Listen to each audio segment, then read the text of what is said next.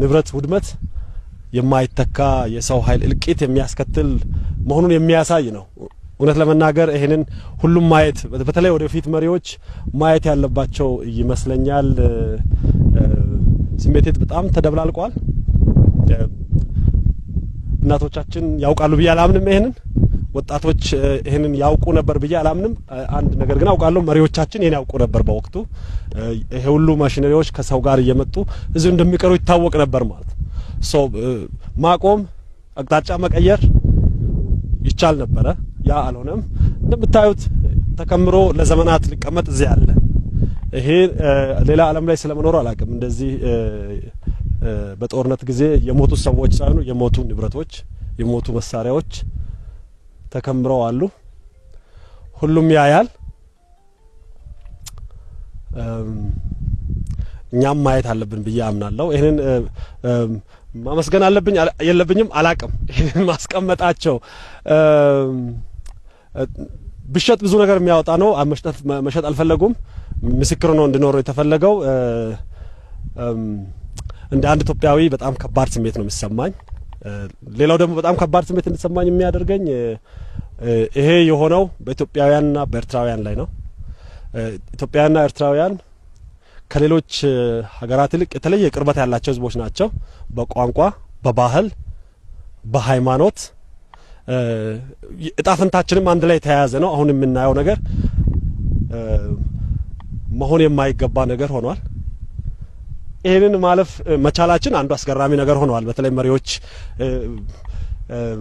ይሄን ሁሉ ቁስል ትተው ነው ወደ እርቅ የተሻገሩት።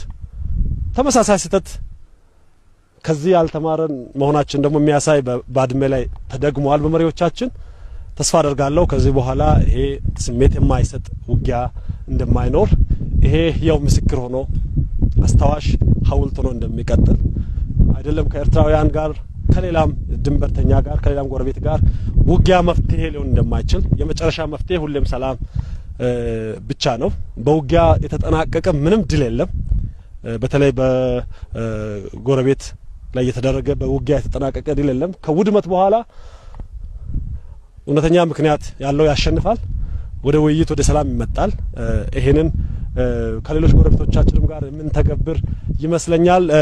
በጥሪ ማቅረብ ፈልጋለሁ። ሁሉም ኢትዮጵያዊ ወጣት አባቶቻችን፣ አያቶቻችን ያለፉበትን መንገድ፣ መሪዎቻችን ያለፉበትን መንገድ ማወቅ፣ ኤርትራውያን ደግሞ የከፈሉትን መስዋዕትነት ማወቅ፣ ያለፈን ታሪክ ማወቅ፣ ያለፈን ቁስል ማወቅ፣ ያለፈን ህመም ማወቅ ምናልባት ወደፊት ለምናደርገው መሰረት ሊሆን ይችላል። እዛ ደውል እንኳን እዛ ላይ መቅረት ማደር ባይኖርብንም ነገር ግን ትምህርት ወስደን ማለፍ እንድንችል የሚያደርግ ነው።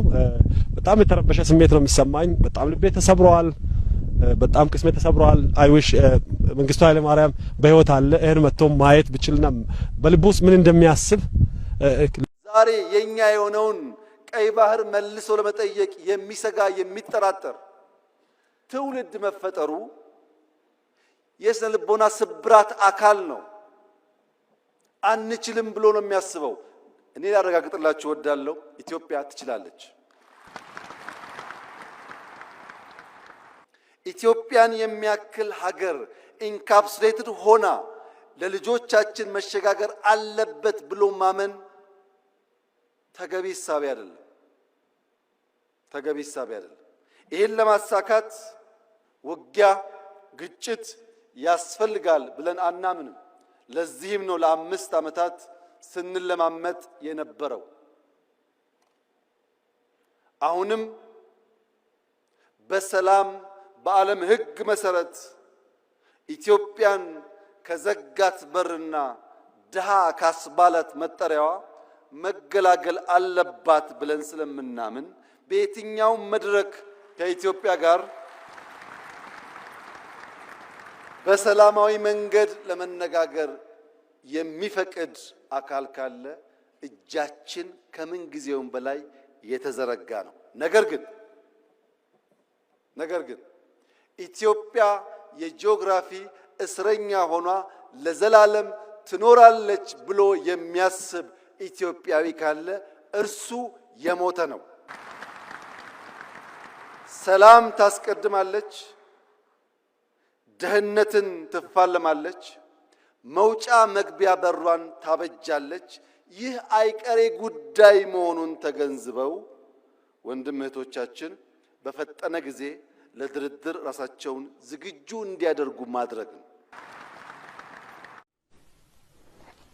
ተጨፈጨፍን፣ አንድም ቦታ ፈቀቅ ማድረግ አልቻልንም። አንድ ክፍለ ጦር ያመጣል ያስገባል፣ ይጨፈጨፋል። ሌላ ክፍለ ጦር ያመጣል ያስገባል፣ ይጨፈጨፋል። እሱ በኔ ላይ ነው የመጣልባል። በዛ በኩል ጦርነትም አያስፈልግም። ለምንድን ነው የምንዋጋ? ሊገባኝ አልቻለም። ጻርቃን በአይጋ ወይም ደግሞ በዚህ በዛላምበሳ በኩል ትዕዛዝ ተሰጥቶ በአይጋ በኩል እንዲገባ ተደረገ። እንደ ቄራ ከብት ነው የገባ ነው። ታንኩን ለገበያ እንደሚሄድ በጎች ነው የነዳው።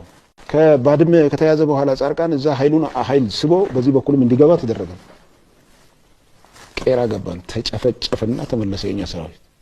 ከዛ በኋላ ይሄ ተክለ አሸብር የሚባለው ከሳሽ ጻርቃን ተከሳሽ ሁለቱ ናቸው የሰሩት እዛ ቦታ ላይ። ከሳሽ ጻርቃን ተከሳሽ ተክለ አሸብር የሞት ፍርድ እንዲፈረድበት ነው የተባለው።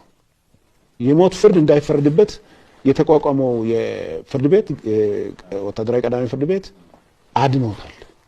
ንብረት ውድመት የማይተካ የሰው ኃይል እልቂት የሚያስከትል መሆኑን የሚያሳይ ነው።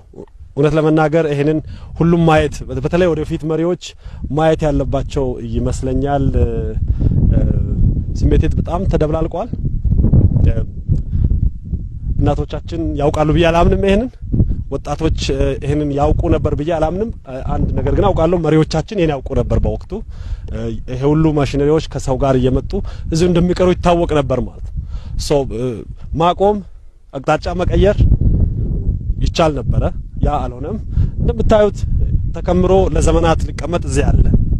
ይሄ ሌላ ዓለም ላይ ስለመኖር አላውቅም። እንደዚህ በጦርነት ጊዜ የሞቱ ሰዎች ሳይሆኑ የሞቱ ንብረቶች፣ የሞቱ መሳሪያዎች ተከምረው አሉ።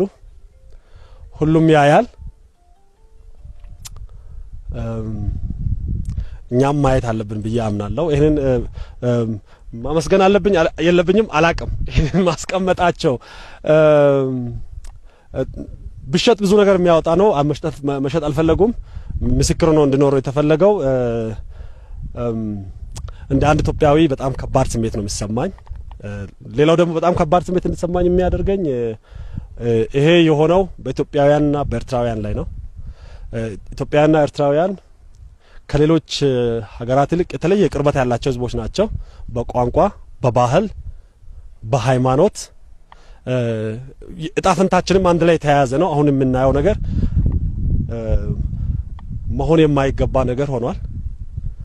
ይሄንን ማለፍ መቻላችን አንዱ አስገራሚ ነገር ሆኗል። በተለይ መሪዎች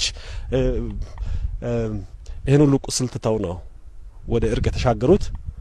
ተመሳሳይ ስህተት ከዚህ ያልተማረን መሆናችን ደግሞ የሚያሳይ ባድመ ላይ ተደግሟል በመሪዎቻችን።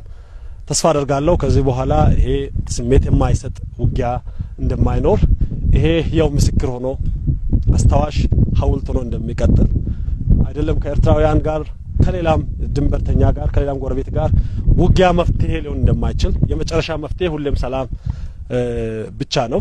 በውጊያ የተጠናቀቀ ምንም ድል የለም። በተለይ በጎረቤት ላይ የተደረገ በውጊያ የተጠናቀቀ ድል የለም። ከውድመት በኋላ እውነተኛ ምክንያት ያለው ያሸንፋል። ወደ ውይይት ወደ ሰላም ይመጣል። ይሄንን ከሌሎች ጎረቤቶቻችንም ጋር ምን ተገብር ይመስለኛል። በጥሪ ማቅረብ ፈልጋለሁ። ሁሉም ኢትዮጵያዊ ወጣት አባቶቻችን አያቶቻችን ያለፉበትን መንገድ መሪዎቻችን ያለፉበትን መንገድ ማወቅ፣ ኤርትራውያን ደግሞ የከፈሉትን መስዋዕትነት ማወቅ፣ ያለፈን ታሪክ ማወቅ፣ ያለፈን ቁስል ማወቅ፣ ያለፈን ህመም ማወቅ ምናልባት ወደፊት ለምናደርገው መሰረት ሊሆን ይችላል። እዛ ደውል እንኳን እዛ ላይ መቅረት ማደር ባይኖርብንም ነገር ግን ትምህርት ወስደን ማለፍ እንድንችል የሚያደርግ ነው። በጣም የተረበሸ ስሜት ነው የሚሰማኝ። በጣም ልቤ ተሰብሯል። በጣም ቅስሜ ተሰብሯል። አይዊሽ መንግስቱ ኃይለ ማርያም በህይወት አለ። ይሄን መጥቶ ማየት ብችልና በልቡ ውስጥ ምን እንደሚያስብ